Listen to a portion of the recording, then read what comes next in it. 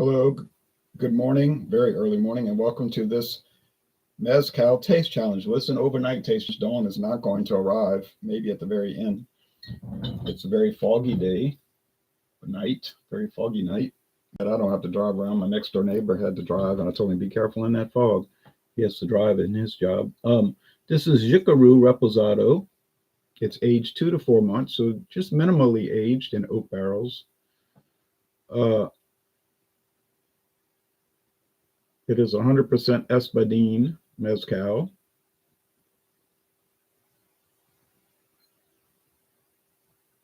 And it is from a company called Xicaru, independent company for now, got to say for now.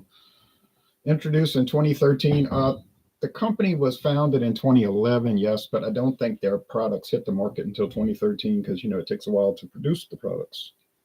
But they did get going, about 14 years ago, and then 12 years ago, their first product. And the competitor, make sure I got my tags right. Okay. The competitor is Mezcal Unión Uno. They call it Mezcal Unión because it's different small mezcal areas that aren't really big enough to put their own product out. So they teamed up and make a brand, kind of like Land of Lakes Butter, who's not really a company. It's a cooperative between small dairies who apparently don't like Indians. Okay, or ashamed of Indian women, American Indian women. That's another story. Anyway, I say that because they took the beautiful painting off their label of the Indian girl by the lake, which a lot of people, including myself, took as an insult. It looks like this company union, or this outfit organization, is now under the umbrella of Diageo. I don't know if they outright own it now or if they have an agreement with them to distribute it, but it's definitely under the Diageo format website. And you'll notice that because their age gate is always the same style. And it's that drink IQ alert. And there's a little section where you can read about drinking responsibly. So I say, yep, that's Diageo. These both have the synthetic rubber, wooden cap and a synthetic rubber stopper, which is called neoprene. They use it on the bottom of tennis shoe soles. It's very spongy and kind of resilient. Okay, if I take this sweater off, I'll get chilly, but if I have it on, I'm kind of hot. It's kind of in between, like take it off, I'm chilly, put it on, I'm hot. So they're both clear, right? So appearance won't matter. Well, actually, the Xicaru has a little bit of yellowness to it. The slightest little yellow tint from aging 2 to 4 months, an average of 3 months in a oak barrel. I don't think it'll be enough to tip me off if I glance at it, though. So I could put the lamps on, but I do want to be careful. I want it to be a taste challenge, not something where I saw the color. I just won't be looking down at it.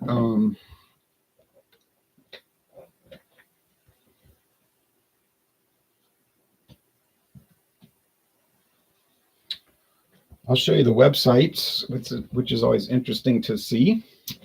Well, to me it is. The viewers might not think so, but I think it is.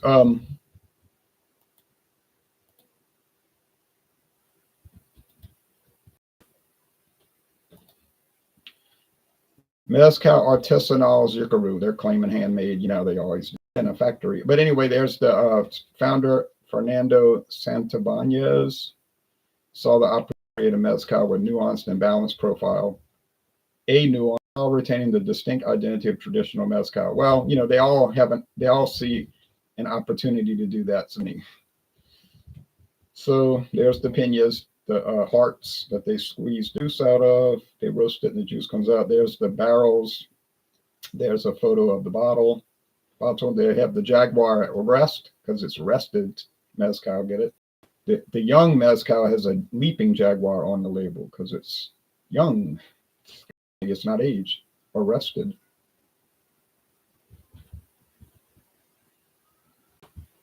Uh-oh, not Simons again. Now there is a Añejo, the black label. I probably can. That's age 12 months, a year. I could probably find this, probably about $40. It's not so bad. I'll be on the lookout. Definitely. Here's the Mezcal Union Uno, crafted with a blend of Espadin and cirial agave. So it's a blend of two agaves. I don't know if they blend them together and then distill, or if they distill them separately and blend it after. They don't really say, actually. Here's the mezcals, the El Viejo and the Union.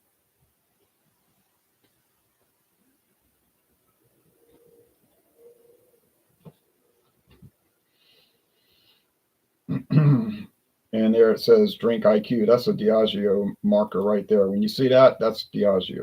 I said, I don't know if they directly own it or if they just have their hand in it, because I know they do some collaborations with people, but a lot of times that's to get their foot in the door, and then eventually that happened with Lagunitas. Remember, Heineken was going to help them out.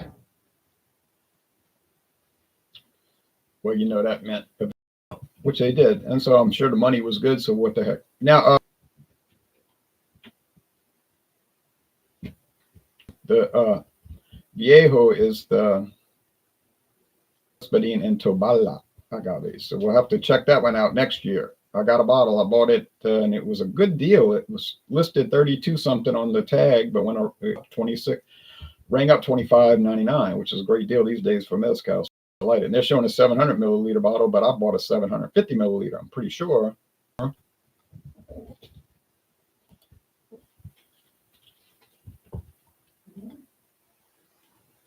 Yeah, see, they're showing 700, but I know this bottle is 750. U.S. bottles are usually not always, usually 750. So if you're getting 700 even, you're not getting the best deal. I'm sorry to say. And if you go to the Commonwealth countries, they usually get 700. I don't know about Canada now. They might get 750s. I don't shop in Canada. I don't live there. On the other side of the continent, on the Gulf Coast. I know in Europe, in Australia and New Zealand, 700 milliliters. Boo, boo. There's the kitten in the background. You see her eyes reflecting in the light. She was like really keeping me awake last night. And cost me about 2 hours of sleep. 2 thumbs down on that. She was trying to, I really think she was trying to make me get up. Because she's up 1 in the morning, midnight. She wants to play, you know, and I want to sleep. Okay. Obviously, you sleep at night. Well, some people do. Most people do. Some are backward on that. It's their choice. Some it's not their choice because they have a nighttime job. My father used to have to work overnight at DuPont. He said he hated it. And when he retired, he said, no more, no more. I'm done with that. And they tried to get him to come back as like a part-time consultant or whatever, paying good money. And he was like, nah. No. Now I know other people that did that, retired from there in their late 50s. And then for the next 20 years, worked like advisors or whatever. And they got all kind of money on top of their retirement. But they, you know, they wanted to do it. They, whatever you want to do, of course. I don't think they had to. Hope they didn't have to.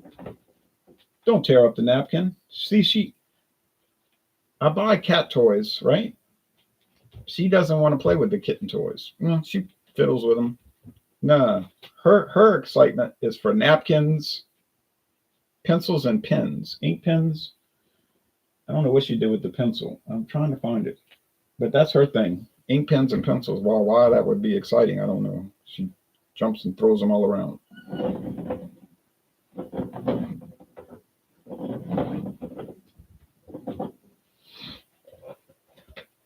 Okay. Will I be able to tell these apart? I don't know, because it's been a real challenge. I figured it would be, you know, I mean, against Monte Alban. Now they, and the loose leaf paper. She likes to scatter it everywhere. Monte Alban is such a weird tasting product. You're never going to confuse it with any other mezcal. I don't think so. The Lajita is so smoky that you're not going to confuse it. I mean, it's just like a smoke attack. It's my favorite one. It's so smoky. But these others, they're all about the same. They're like real juicy agave, maybe a hint of smoke, but not really any appreciable smokiness. So then it's like, oh man, I got 10 different bottles and they all taste basically the same, like juicy agave, which is a good flavor, tequila flavor.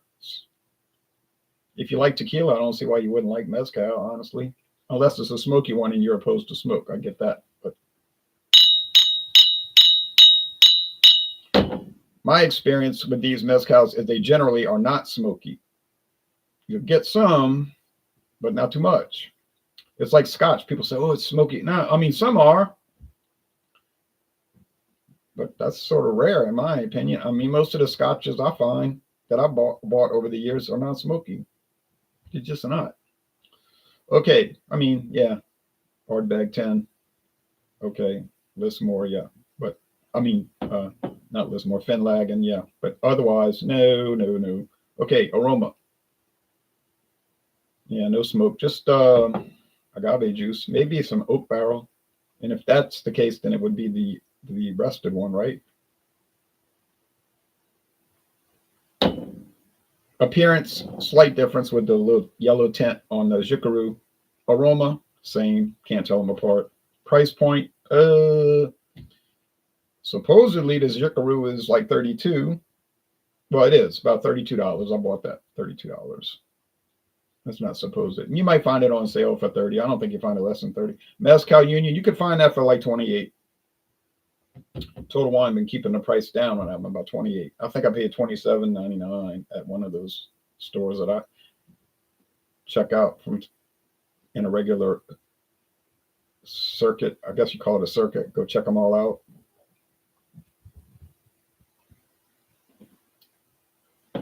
I'll see you. She's looking over the desk chair. I see you. You're not spying on me because I'm looking at you. Pepperiness that you get with these tequilas and mezcals, a little like tastes like black pepper, but there's no black pepper in it. And you get the agave juice, which is a unique flavor, so it's hard to describe agave juice to somebody who hasn't tasted it. But you could say, think about like bell peppers, kind of has that bell pepper thing going with it. Yeah, there she is with the ink pen again.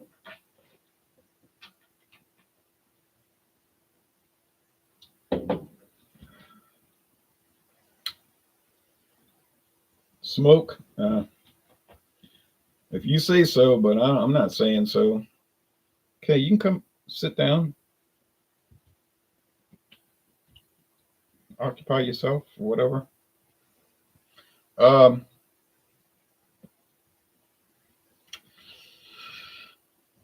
Just like most of these that I'm going to talk about, and I've already talked about, maybe I could tell them apart, maybe not.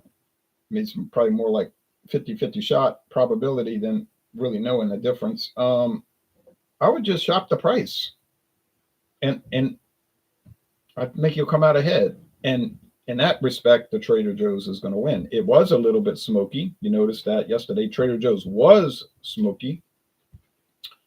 Secondly, or was it the day before yesterday? I can't remember, but it doesn't matter. Secondly, it's $21.99. That's your best deal in mezcal in America in 2025, I think. But then, of course, unfortunately, most people who have a Trader Joe's, either they don't sell any alcohol or they only sell beer. But in Louisiana, luckily, and I think in California, we get the beer, wine, and liquor. Trader Joe's beer, wine, and liquor. They wouldn't bother making their own brands if it was that limited. They're not going to have a Trader Joe's mezcal if they only have, and tequila. They got Trader Joe's silver and gold tequila. They're not going to do that if they only have 5 stores that sell it. I'm sure it's dozens and dozens and dozens around the United States. Make it worth their while. But they got to work around these state regulations, local and state regulations, which can make it a real pain, to sell liquor, or impossible. For instance, like in Maryland, you could have a Trader Joe's. Wouldn't be able to sell any alcohol there because it's not a liquor store. Oh, well. This tastes fine. I like it. What is it? I don't know.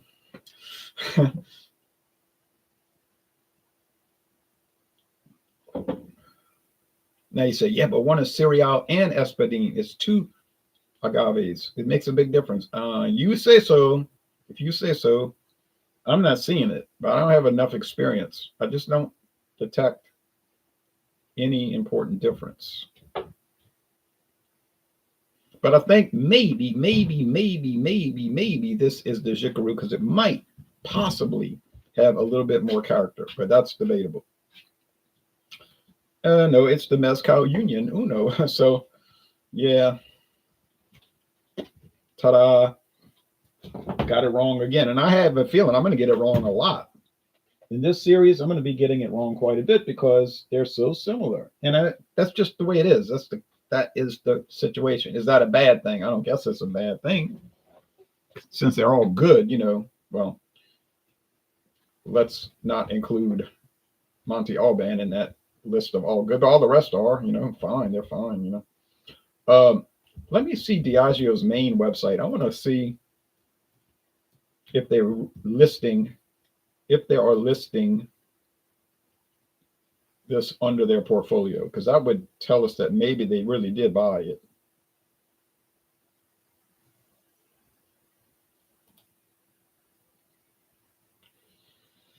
They're irritating with their age gate. Some companies, you do it once and they never ask again. Diageo and Anheuser-Busch, every time you're trying to do some research, they ask, put in your age. Other companies, like for instance, Xicaru, you do it one time and you can go back years later and it's still gonna let you get on the site. Let's look real fast now. No shop. So why are they showing Guinness as their main thing? Well, because Guinness is Diageo. I heard somebody in a video review saying, I don't know if Guinness is good since Diageo bought them out. And I was like, no, read the history. Diageo was formed by Guinness. Guinness Beer Company went around buying other people. They went around just buying out beer, wine, and liquor companies, mainly beer and liquor. So they didn't want to call it Guinness Big Company. So they made up a name, Diageo, which doesn't apparently have any meaning. It's one of these like Haagen-Dazs ice cream, doesn't mean anything. So Brand Explorer, Guinness, of course, they're going to put that first. They're going to put it first because that's their main, that's who it is. Tanqueray, Bailey's, Smirnoff, Captain Morgan, Buchanan, Ciroc, Crown Royal. Look at all these big brands. Don Julio, Gordon's Gin, J&B, huge. Kettle One, Seed Dip. I don't know what that, Seed Lip. I don't know what that is. Luxury spirits. Oh yeah, they've got your $500 bottle right there if you're ready for it. Let's see if they give me some more information over here.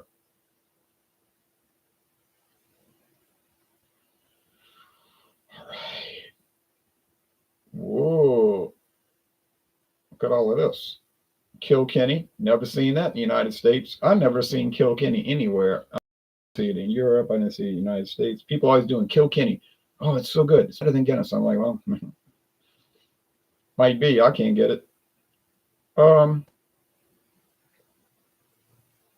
Don't think I see Mezcal Union on here.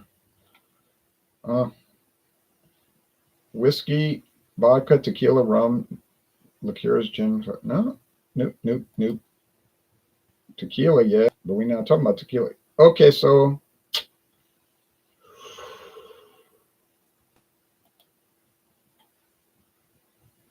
maybe the bar will show it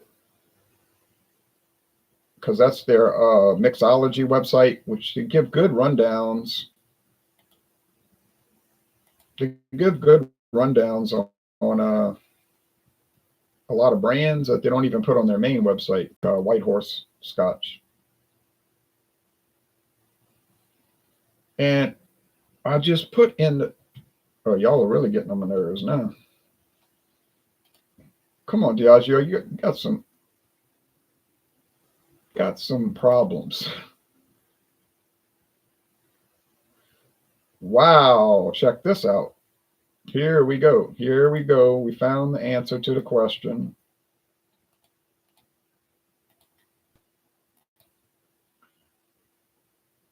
No, I don't want Okay, I don't want an engraving.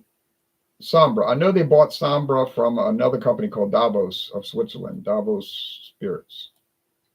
I bought the Sombra Joven. It's awesome. I'm bringing into challenges. Casamigos. I know they bought that from those actors that started the company.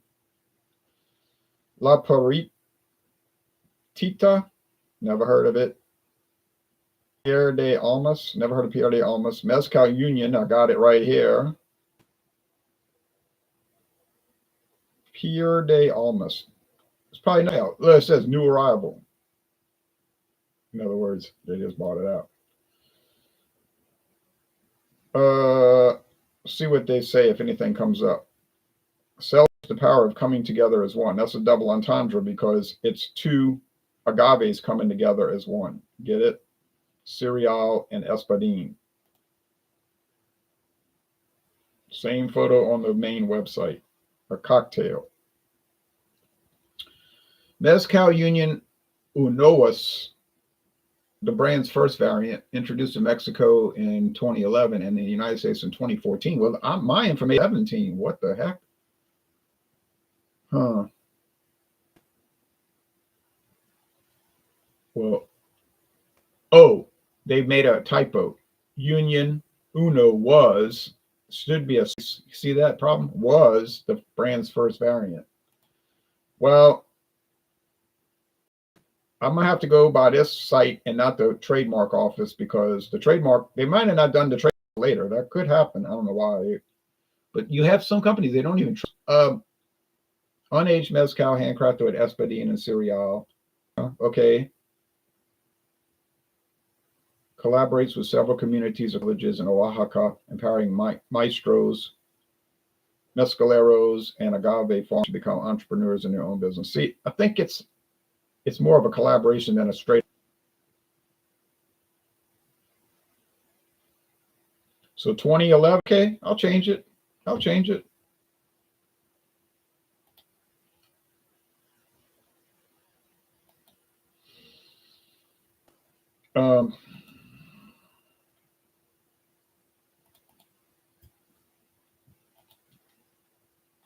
Just copy this. And I'll bring it up here. Then I'll delete that down below because I'm going to do the older one first, 2011. You say so, Diageo. You got your hand in it, so you must know. Okay, 2011, 2014 for the USA. I just got to change the title to Mezcal Unión first versus Xicaru. I know Xicaru's 2013. They got it on their own website. Well, 2011, not really on the market. Okay. Xicaru Reposado. I know a lot of people have trouble saying that word. They call it Reposado or whatever. It's like, come on, man. I know that public schools don't really teach reading that well. I get that because I went to public school and luckily we had good teachers that taught phonics, but a lot of them use that whole word approach where you got to guess the word. It's totally. Then people say, I got a reading problem. Well, yeah, I know you got a reading problem because you weren't trained correctly. That could be corrected though. It's not really a disability. It's just an error in training. You read the letter. Once you learn the sounds of the 26, how many letters they got in the alphabet? 26, I think. Other languages got more or less. But you read the reposado. Just read it. Reposado. And when I taught high school, we would read through the book and I would stop. I say, stop. We're not guessing a word here. We don't guess the words in this classroom. So we're going to sound it out. And they would improve. I mean, it was amazing how well the students' reading abilities, how much they would improve over the course of 9 months, 10 months.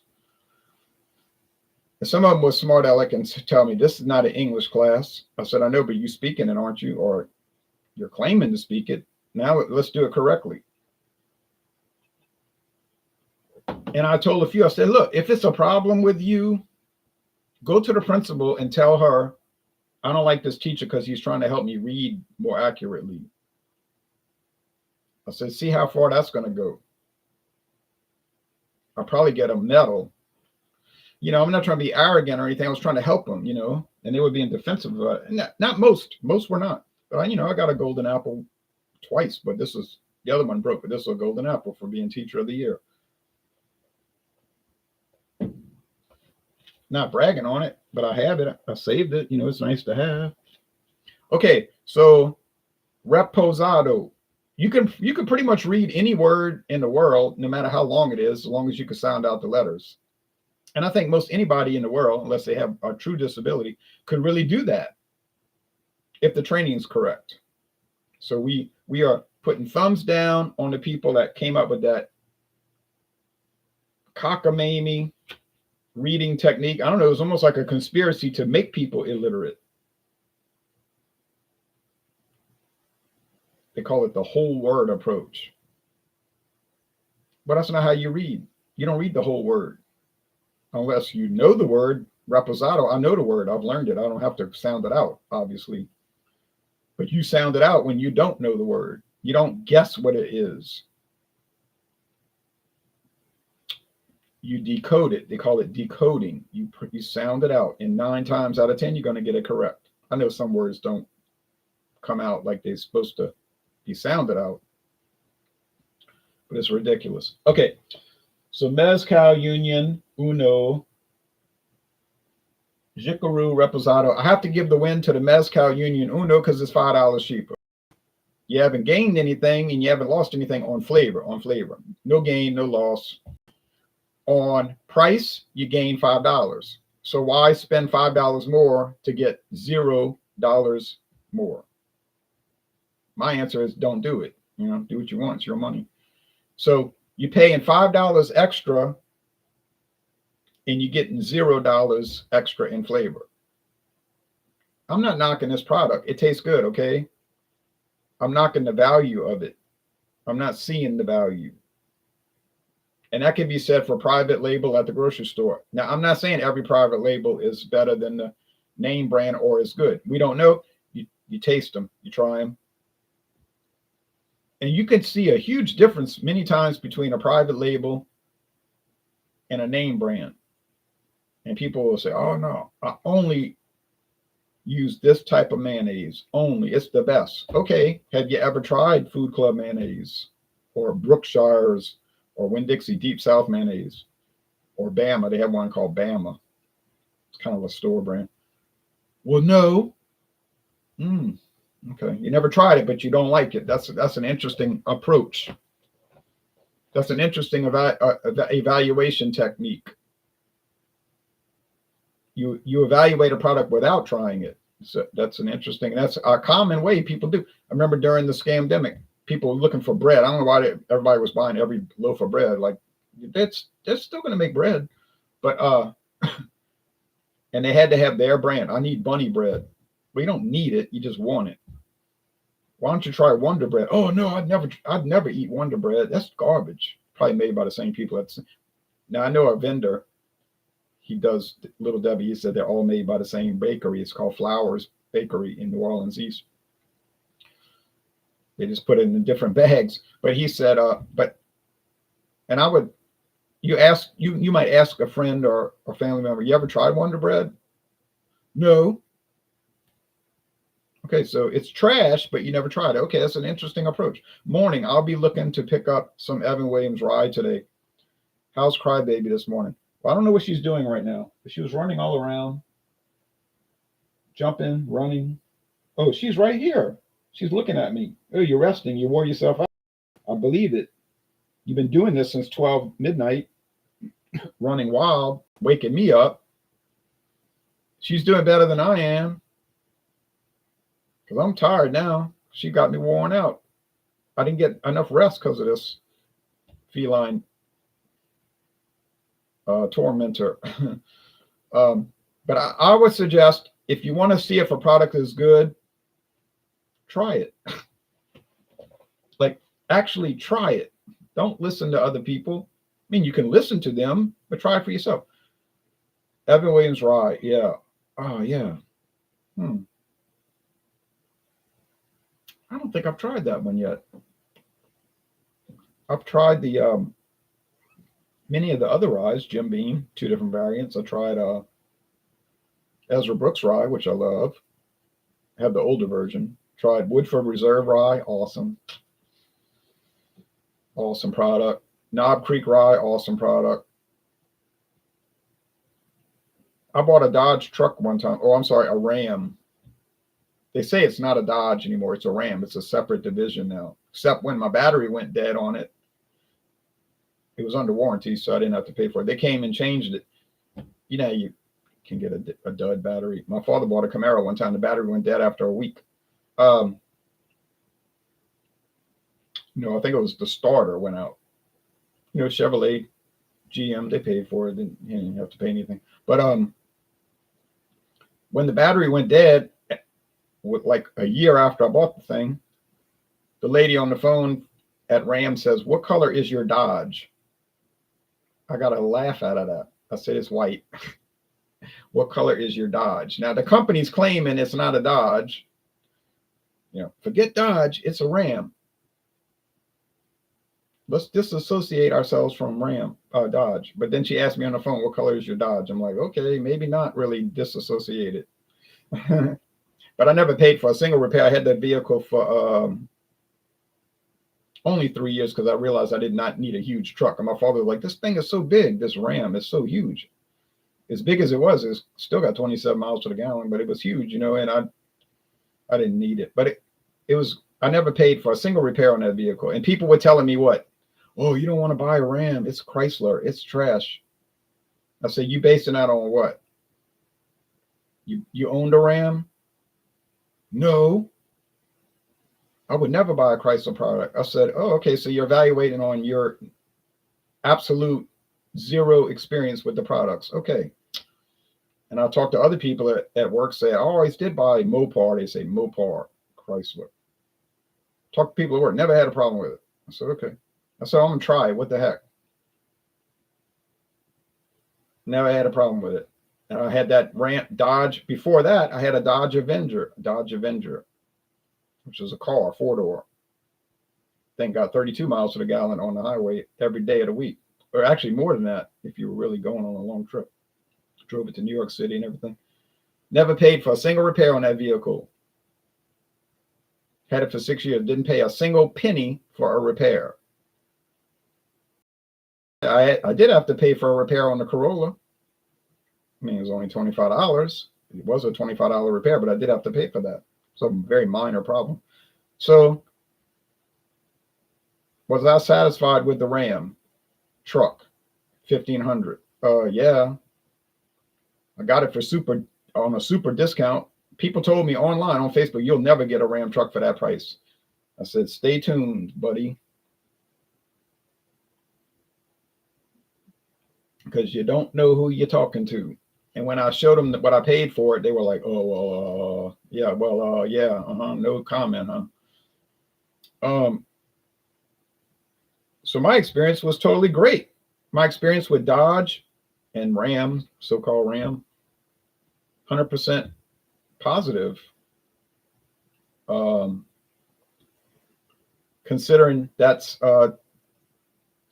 9 straight years, not a single repair cost. You hear me? I did not pay for a single repair in the 9 years. Now I have a Nissan. I like driving it, 4-door. I've already paid over $200 to repair it. The tire pressure monitoring system went out on one of the tires. I think somebody damaged it when they were repairing a tire, honestly, but I couldn't prove it. There's no way to prove it. But the man at Firestone said, sometimes those batteries, they just go out. He said, they just abruptly go out. And the other ones will last the lifetime of the vehicle. He says, no explanation for it. He said, you can't change the battery. They design it to where you have to change the whole system. He said, they know what they're doing. He said, the system is easy to change. He told me on the phone. He said, I can change it easily, but it's expensive. He told me it's expensive. So like $200 and something. He said, but I'm going to change it. I said, go ahead. And I dropped it off at Firestone. And 2 hours later, he called. He said, it's finished. He said it would have been faster, but I had some people didn't come into work, so I had to do it myself. He said, but there's nothing to it. It's just expensive. You have to buy the whole It's all housed together. He said it's a ripoff, of course. So I did have to pay for that. But so for the people that say Chrysler is trash, that's not my experience, okay? And that goes back to the argument with these two, is what I'm saying, that the whole point of the rant was try it for yourself. Don't let somebody say, oh, yeah, you don't want that. I saw a bottle of Jack Daniel's rye. Never had that one. Oh, you better buy it because it was discontinued. Tennessee rye, discontinued last year. So if you see it, buy it because it's out of production. Oh, I mean, of course, the bottles might be on the shelf for years. I knew something was up. My friend David called me. It was like an emergency phone call. He said, I got an emergency phone call. No, nobody died. No one's in the hospital. No, he found Jack Daniel's Tennessee rye for $9 at Walmart. Full-size bottle. He's like, you got to go to Walmart now and buy it. I said, well, I got a bottle. I have a full amount. He said, yeah, but $9.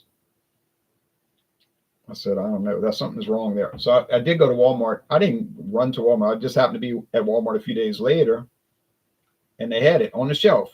$9 on that closeout tag. I said, I bought it. I said, what the heck, $9? It's a full bottle. I got to buy it. I never opened it yet. I'm still working on the other. I said, something is wrong. I said, something is wrong. My prediction was, I said, this brand is being discontinued. Now I looked it up on the website. They still had it listed. I said, I said, watch. I'm saying this to myself. Watch. A couple of months later, I go to look it up, not listed. I said, oh, well, what do you know? And if you look on Jack Daniel's website today, you will not find Jack Daniel's Tennessee rye. It does not exist. Now, they do make a rye. It's part of their specialty series, and it's not going to be $15.99 or $21.99. It's more like $49.99. I'm sure it's very nice. I have no doubt about that. Don't know why they got rid of the Tennessee rye. My suspicion is that the sales were not so good. It's not my problem. I don't work for Brown-Forman or have any investments in the company. But I would say if you want to buy it, you're thinking about it, and the price isn't too bad. I don't know what the price was where you saw it. I would get it. I would really strongly recommend buying that. Am I happy I bought mine for $9? Well, yeah. The first time I found it was a deal, and that was way when it was still in production. I don't know why. Still can't understand that. Let's see. $11.98. Okay, so the first time I bought 750 milliliters, it was $11.98. That was a mystery to me. Couldn't understand it. 5 years later, they got it at Walmart for $9. Another mystery, but not so much of a mystery because the mystery was solved, meaning they discontinued it. And there you go. You can get deals. You just got to kind of hit it. It's kind of like roulette. You just hit it at the right time. With the Ram truck, I hit it at the right time. To get it for $10,000, no, what am I saying? To get it for $11,000 cheaper than the listed price. Well, I never got a deal on a car or truck like that before. I'm like, why would you discount a vehicle $11,000? That was the price. They sold it. I bought it. People were telling me that's not true. I said, I got the of course I had the sticker, the window sticker. I said, you want to see the price? Well, actually the window sticker showed the regular price. I said, but I had the bill of sale. So you want to see it? No comment. You can buy a vehicle even now for a good deal, but you got to be willing to maybe compromise a little bit. Maybe get the color you're not definitely dying to buy. You know, like white. All the vehicles are white. White, silver, and black. That's your three main colors because it's cheap to paint, I guess. I don't know. Big deal. It's white. It's silver. It's black. Okay, fine. Your main concern should be, is it reliable? Is it going to break down? Is it going to be cheap? And you can find amazing deals on these products. Even now. But it takes time. You got to shop around. You got to get on their websites, get on those dealer websites, start researching. It's going to take a while. You say, I ain't wasting 3 hours. I ain't wasting 3 hours to save $11,000. No, I'm not going to waste 3 hours to save $11,000. I don't know. Maybe you ought to. When I go on these trips, I find deals. I went to Europe, came back, went to Europe and Africa in one trip, Europe and Africa. Did I have to spend a lot of time looking for the deals? You better believe I did. Took me a long time, days, a lot of research on that. But I went on the whole trip for $1,200. Got it written down. I always write them down. I kept all the receipts. I just like to do that, just to see, it's like a little adventure just to see what can you do it for. I got it for $1,265.03. $1,265.03. That's airfare, hotel, food, everything, tax, fees. That's the total price. I went to Europe, England, the European continent, and Africa. And that was the price. Now, I had to make sure I got that special credit card, though. You had to get a special credit card or they're going to charge you conversion fee. They call it a conversion fee where they, it's like European Union money, euros to dollars. But Visa said, no, we got this card called World Visa. Doesn't cost anything per month. It's a free card if you got good credit. And when you go to any country in the world, they're going to convert it to US dollars and they don't charge you. So I ordered it. They sent it to me and then I went on the trip. Never got charged for that. Would you ever do... Okay, we got to get out of here. This video is too long. Speaking of vehicles, a lot of people who live in Minnesota, Wisconsin, or Michigan look to buy cars from Arizona or California or Texas. There won't be any rust from snow. Oh, yeah, if you're buying used cars, you don't want to buy any car from the Rust Belt. That's a double entendre right there. You're asking for it. Now, if you live in Grand Isle, Louisiana, now if you live on the Gulf Coast, you're asking for it too because they have this salt in the air. If you live by the beach, I have a uncle. He had a Suzuki. It was a good vehicle, but he's always going. He lived in Grand Isle, Louisiana, and the whole frame rusted out. Those vehicles they'll deteriorate so quickly in Grand Isle. I don't think they last 10 years. It's like in the air, there's salt. The spray, it'll be in the mist, and it'll destroy the vehicle. Now we're far enough away from the Gulf, we don't get that. We're close, but we're not close enough to get that salt air.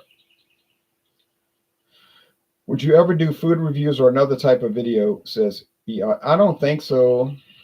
Besides traveling, and so I've done some travel videos. I did many travel videos, but they're usually short, like about 30-second videos, just because who wants to watch a long video like that?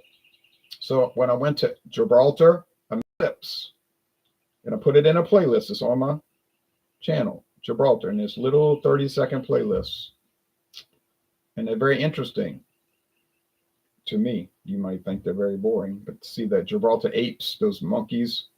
They call them apes, but they're really monkeys. They got no tail, though. And I got to touch one of them, the baby.